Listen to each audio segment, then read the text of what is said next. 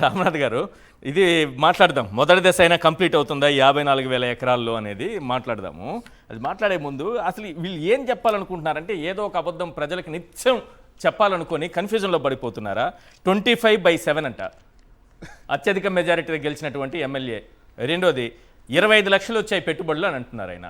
25 లక్షలని మళ్ళీ 25%, 25 లక్షల రూపాయల పెట్టుబడులను మళ్ళీ రిపీట్ చేసి మరి ఆయన నోటితోనే చెప్తున్నారు. ఇక్కడేమో చంద్రబాబు నాయుడు గారేమో 25 లక్షల కోట్ల ఉద్యోగాలు అని చెప్తారు. ఏంటి సార్ వీళ్ళకి కన్ఫ్యూజన్లో ఉన్నారా? ఇంకేమన్నా జరుగుతోంది అసలు?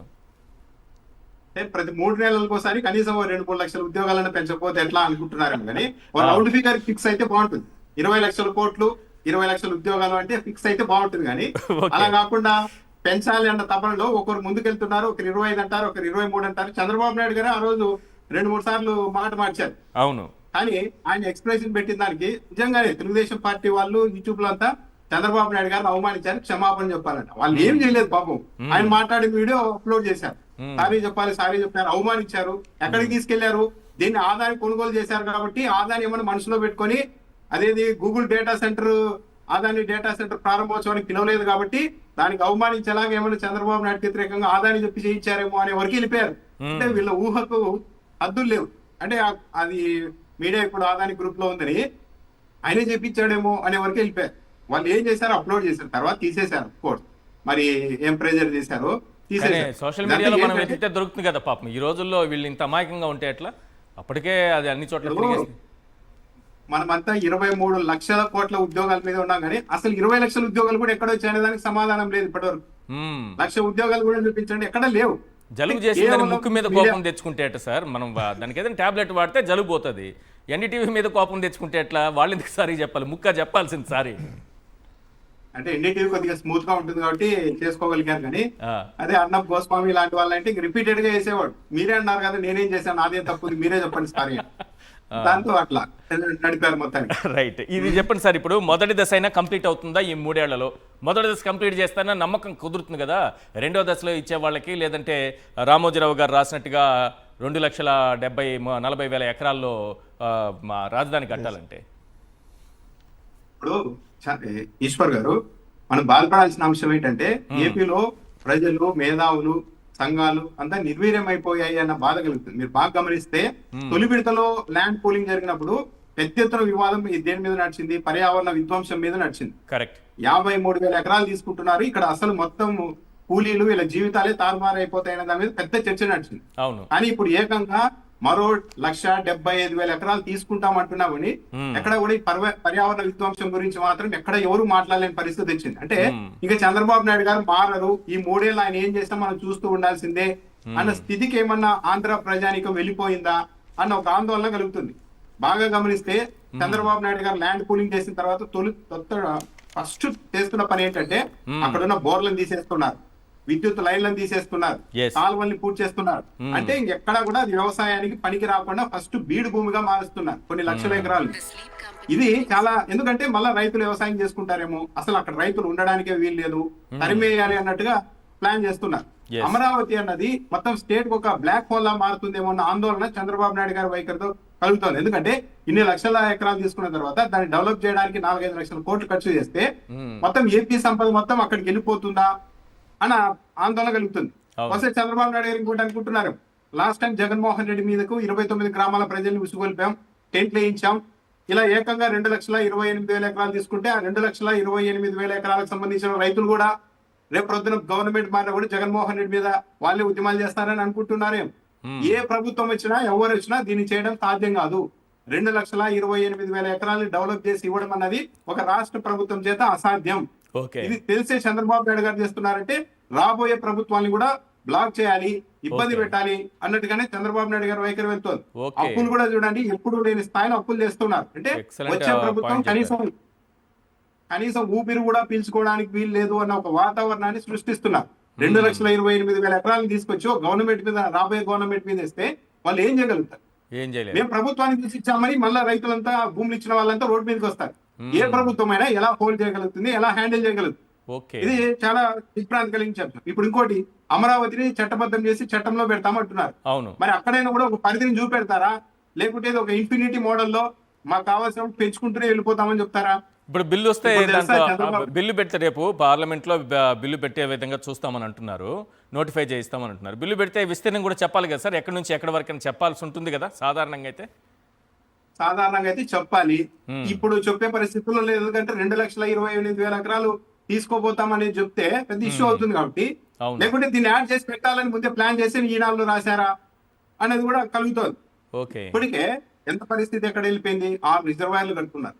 మ్మ్. 6 రిజర్వాయర్లు కట్టిన తర్వాత కూడా 23,000 క్యూసెక్ల నీళ్ళు అనేది ఎత్తిపోయాలని చెప్పారు. అవును. ఇలాంటి వాతావరణం ఉన్న చోట ప్రభుత్వం అయితే చాలా నిర్లక్ష్యంగా నిర్దాక్షిణ్యంగా వ్యవహరిస్తోంది. మ్మ్.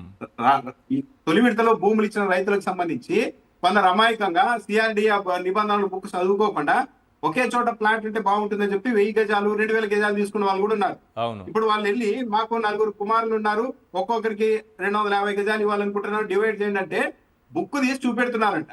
మీరు ఒక్కసారి తీసుకున్న తర్వాత దాన్ని బ్రేక్ చేయడానికి లేదు, మీరు పెట్టుకుంటే 1000 గజాలు అలాగే పెట్టుకోవాలి, దాన్ని ముక్కలు చేసి తమ్ముళ్ళకి ఇస్తాం కొడుకులకి ఇస్తామంటే కుదరదని చెప్తున్నారంట. బ్యాంకుల్లో లోన్కి వెళ్ళినప్పుడు వాళ్ళు ఒక 30 పేజీలు 20 పేజీలు ఇస్తారు, ఇంగ్లీష్లో ఉంటుంది మొత్తం. అంత ఓపిక ఎవ్వరికి ఉండదు, ప్రతి పేజీలో సంతకం పెట్టుకుంటూ పోతారు, లోన్ వస్తుందో లేదా అని చూసుకుంటారు. తర్వాత తెలుస్తుంది అసలు విషయం, కండిషన్ సప్లై అన్ని. అంటే ఇప్పుడు ఏంటి ఈశ్వర్ గారు, ఇప్పుడు చిన్న చిన్న బిట్లుగా చేస్తే ఏది ఒక బ్యూటీ అనేది దెబ్బతింటుంది కాబట్టి అలా ముక్కలు చేయడానికి మేము ఒప్పుకోమంటున్నారంట. అంటే ఎంత దుర్మార్గం. చిన్న వాళ్ళు చిన్న రైతులు ఒకేసారి భూములు ఉండొచ్చు, కానీ 1000 గజాలు 2000 గజాలు పెట్టుకొని వాళ్ళు ఇల్లు కట్టుకోలేరు. దాంట్లో అలాంటి వాళ్ళు కనీసం డివైడ్ చేసుకొని కొద్దిగా అమ్ముకుందాం, కుమారులకు పంచుదామని కూడా అవకాశం ఇవ్వాలంటే ఏంటి ఉద్దేశము? అమ్ముకుంటే మొత్తం అమ్మేసుకొని మీరు ఇక్కడ నుండి వెళ్ళిపోండి అని ప్రభుత్వం ఇండైరెక్ట్ గా చెప్తోంది. ఇది చాలా దుర్మార్గమైన. అన్నిటికీ మించి భూములు ఇచ్చిన రైతులకి కౌలు వస్తుంది, 2 లక్షల రూపాయల వరకు వస్తుంది ఎకరాకి, కానీ కూలీలు ఏమైపోయారన్నది ఎక్కడ చర్చ లేదు. వాళ్ళు అమరావతి వదిలేసి చెప్పారు, ఎందుకంటే అక్కడ పంటలు లేవు, నీళ్లు లేవు, మొత్తం బీడుగా మార్చేశారు, సరిహద్దుల్ని చెరిపేశారు, బోర్లు తీసేశారు, విద్యుత్ లైన్లు పడగొట్టారు, కాలువల్ని ధ్వంసం చేశారు. ఫస్ట్ కావాలని ఉద్దేశపూర్వకంగా ఏ రైతు కూడా మళ్ళీ అక్కడ వ్యవసాయం చేయడానికి వీలు లేకుండా చేశారు. ఇంత ప్లాన్ గా ప్రభుత్వం చేస్తున్నప్పుడు, ప్రభుత్వమే ఇలా చేస్తూ ఉన్నప్పుడు దీన్ని ఎవరు అడ్డుకోగలుగుతారు? రైట్. వెంకటరెడ్డి గారు, మనమందరం ఒక పాయింట్ మిస్ అవుతున్నాం. ఒక టీచర్ ఇప్పుడే ఒక మెసేజ్ పెట్టారు నాకు. రాష్ట్ర విభజన సమయంలో చంద్రబాబు నాయుడు గారు రాజధాని నిర్మాణానికి 5 లక్షల కోట్లు ఖర్చు అవుతుంది, 5 లక్షల కోట్లు కావాలి ఆంధ్రప్రదేశ్కి అన్న మాట అన్నారు. దాన్ని నిజం చేసే విధంగా ఈరోజు ఆయన చేస్తున్నారు. అది కూడా సరిపోదు ఇప్పుడు, ఎందుకంటే మీరు అన్నట్టు ఓన్లీ మౌలిక వసతుల సదుపాయాలు అంటే రోడ్లు ముందే ప్లాన్ చేసుకొని ఇది పోతున్నట్టుంది. మనం అమాయకంగా బిల్డింగ్లు కట్టడానికి ఇంకా ఎక్కువ అవుతాయి కదా. ఇప్పుడు మీరు అన్నట్టు నార్మల్గా రోడ్లు ఏదైతే ఇన్ఫ్రాస్ట్రక్చర్ డెవలప్మెంట్ దానికి మాత్రమే మనం అనుకున్న మాత్రం మీరు అన్న 4,60,000 కోట్లు ఇన్ఫ్రా డెవలప్మెంట్ కి రెండో మౌలిక వసతుల కల్పనకు మౌలిక వసతుల కల్పన, అది కూడా కేవలం 3 రోడ్లు, డ్రైనేజీ, ఎలక్ట్రిసిటీ. ఓకే, ఈ 3టికి సంబంధించి రెండో దశ వరకు మీరు చెప్పేది. 3వ దశ 4వ దశ లేదని గ్యారంటీ ఏమన్నా ప్రభుత్వం ఇస్తుందా? లేదు. ఎందుకంటే ఇది ఎంత దూరం వెళ్ళిద్దో అర్థం కావట్లా. రెండో అంశం ఇక్కడ క్లియర్ గా వచ్చేటప్పటికి కన్ఫ్యూజన్ చేస్తా ఉన్నారు ఇక్కడ మేజర్ గా పత్రికలు కూడా. ఇప్పుడు చూడండి వాళ్ళు పెట్టిన హెడ్డింగ్ చూడండి, రెండో దశ మాస్టర్ ప్లాన్ అనగానే మేము అనుకుంటాం ఓహో అమరావతి, అదరహో అమరావతి, ఆ హెడ్డింగ్లు పెట్టేవాళ్ళు కదా. వాస్తవం అదేంటి, 1,75,000 భూములు తీసుకునే కార్యక్రమం. అది లోపల ఉంది, కింద ఉంది. ల్యాండ్ 1,75,000 ఎకరాల ల్యాండ్ పూలింగ్ రెండో దశ అనేది పెట్టట్లా. అవును, మాస్టర్ ప్లాన్ అని పెట్టగానే ఏంటి, అబ్బో అమరావతి అదిరిపోతుంది బెదిరిపోతుందని ఆ టైప్ ఆఫ్. మామూలుగా చూడండి, మనం జగన్మోహన్ రెడ్డి గారు అన్నప్పుడు ఒక 1000 కోట్లు అప్పు తెస్తే అప్పుల కుప్ప. ఇప్పుడేం రాస్తున్నారు, రుణ సమీకరణ. ఇక్కడ భూముల్ని ఎవరన్నా కంపెనీకి ఇస్తే 50 ఎకరాలు ఏదైనా కంపెనీ వాళ్ళకి ఇస్తే భూములను దోచేస్తున్నారని రాసేవాళ్ళు. ఇప్పుడు ఏంటి, ఇంత ల్యాండ్ తీసుకుంటే భూ సమీకరణ అంట. అర్థం కాకూడదు, జనాలకు అర్థం కాకూడదు. ఏం చేస్తున్నారు, మొన్న ఒక వార్త రాశారు, రిజిస్ట్రేషన్ ఛార్జీలు రెండోసారి పెంచారు. పెంచితే వాళ్ళు రాసిన వార్త ఏంది, పట్టణ ప్రాంతాల్లో భూముల మార్కెట్ విలువలు పెంచామని రాశారు. పట్టణ ప్రాంతాల్లో భూముల మార్కెట్ విలువ పెంచితే రిజిస్ట్రేషన్ ఛార్జీలు పెరుగుతాయి. అవును, అంతే. అసలు వాస్తవం అది కదా రాయాలి. రిజిస్ట్రేషన్ ఛార్జీలు పెంచారు ఎక్కడ రాయాలి? ప్రజల్ని పిండి జగన్మోహన్ రెడ్డి రిజిస్ట్రేషన్ ఛార్జీలు పెంచి వసూలు చేస్తున్నారు అన్నట్టుగా రాస్తారు కదా. అట్లా రాయాలి. కన్ఫ్యూజన్ గా పట్టణ ప్రాంతాల్లో భూముల మార్కెట్ విలువ పెంపు. అదే జగన్ గారు ఉన్నప్పుడు ఒక 10 పైసలు కరెంట్ బిల్లు పెరిగింది అనుకోండి, బాధుడు అనేవాళ్ళు. ఇప్పుడు 20,000 కోట్లు పెరిగితే 20,000 కోట్లు పెంచితే వాళ్ళు ఏం రాస్తున్నారు, జగన్ వల్లే కరెంట్ ఛార్జీలు పెంచాం, రివర్సల్ ఉల్టా.